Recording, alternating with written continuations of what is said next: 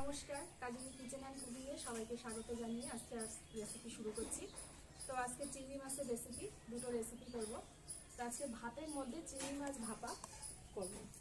কচু পাতার মধ্যে চিংড়ি মাছ মশলা দিয়ে মাখিয়ে ভাতের মধ্যে দিয়ে দেবো। তো প্রথমে কড়াইতে জল দিয়ে দিয়েছি, তো চালটা আগে দিয়ে দিচ্ছি।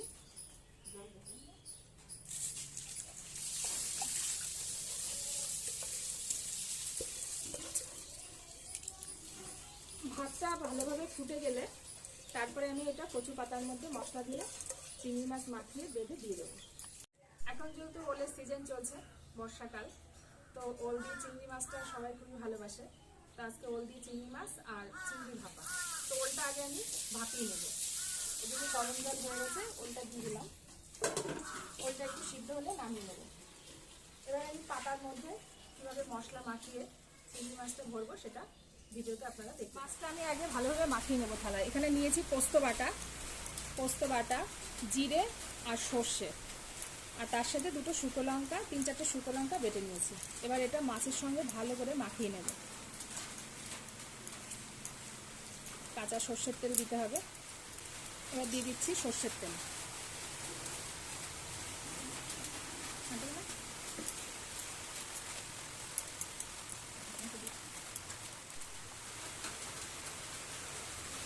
পরিমাণ মতো লবণ আর হলুদ দিয়ে দিয়েছি।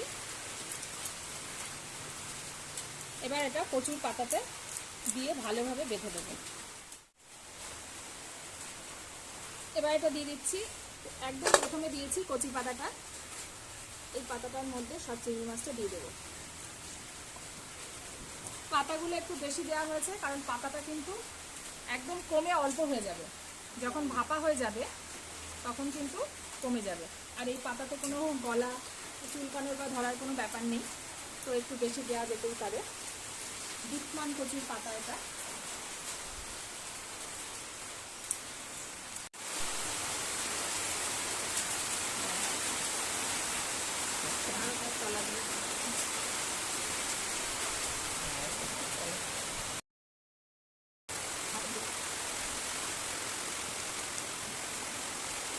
যাতে খুলে না যায় তার জন্য বেশ শক্ত করে এভাবে বেঁধে নিতে হবে। ভাতের মধ্যে এইভাবে ভাপা করলে কিন্তু স্বাদটা কিন্তু আরও বেশি হয়। আর ভাতটায় ভরা দেবো না, একদম মাপে মাপে জল দিয়েছি। যতটা চাল তার ডবল জল দিয়ে মাপে মাপে হয়ে যাবে, একদম ঝুরঝুরে ভাতটা তৈরি হয়ে যাবে। এই ভাতটা কিন্তু খেতেও ভালো লাগবে। ভাতটা উতরে গেলে তবে এটা দেবো।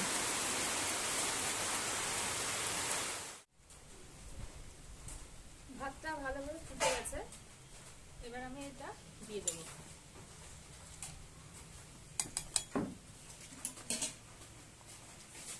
এবার এটা আস্তে করে ভাতের মধ্যে দিয়ে দেবো। এবার এটা ঢেকে দিলাম। ভাত যত সময় হতে দেরি হবে তত সময়ের মধ্যে এটা ভাপা হবে। তো আরও 10 মিনিট মতন এগুলো থাকবে।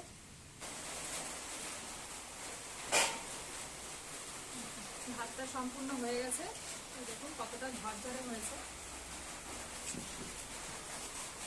পাতাটা আমি আগে একবার উল্টে দিয়েছিলাম।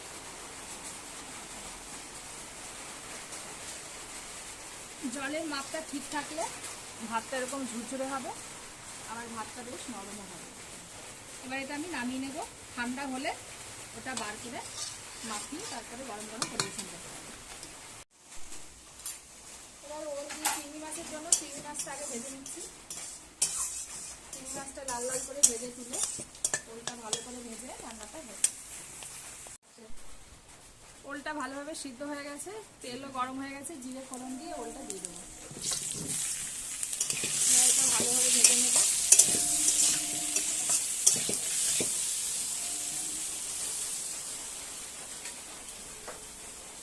পরিমাণ মতো লবণ আর হলুদ দিয়ে এটা আগে লাল লাল করে ভেজে নেব।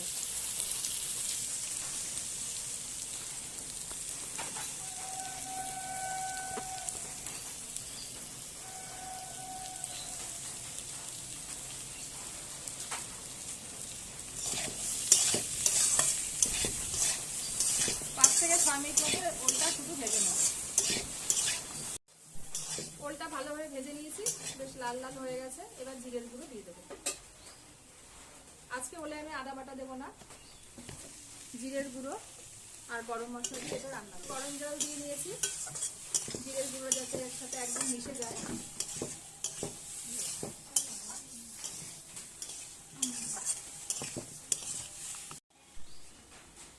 এবার দিয়ে দিচ্ছি গরম জল। গরম জল দিলে যে কোনো তরকারির স্বাদটা একটু বাড়ে। আপনারা চাইলে ঠান্ডা জলও দিতে পারেন, তবে গরম জলটা দিলে ভালো হয়। এবার দিয়ে দেবো ভেজে রাখা চিংড়ি মাছগুলো। এবার পরিমাণ মতো লবণ, হলুদ এগুলো দিয়ে দেবো।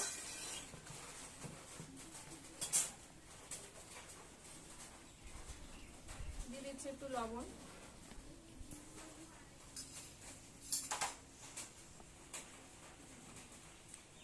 বন্ধ কর। লঙ্কা, এবার এটা ঢেকে দেবো।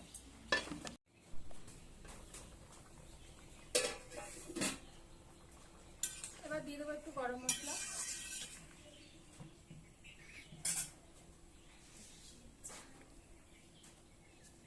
গরম মশলা গুঁড়ো দিয়ে দিলাম। আরো 6 থেকে 7 মিনিট আমি এইভাবে জ্বালিয়ে নেবো। ওল তো আগে থেকেই ভালোভাবে সিদ্ধ ছিল, আরো ভালো করে গেছে। তো ঢেকে দিলাম, 6 থেকে 7 মিনিট পর আবার ফিরে আসছি।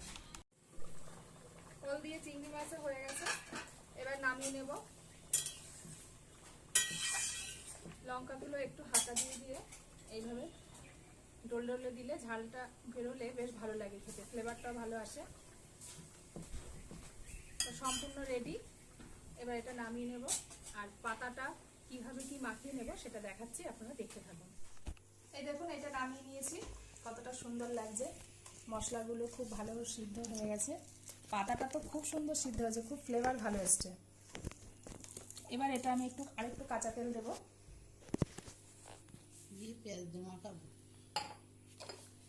এবার একটু পেঁয়াজ দিয়ে মাখালে এটা ভালো লাগবে। পেঁয়াজ অনেকে নাও খেতে পারেন, সেটা যার যার ব্যাপার।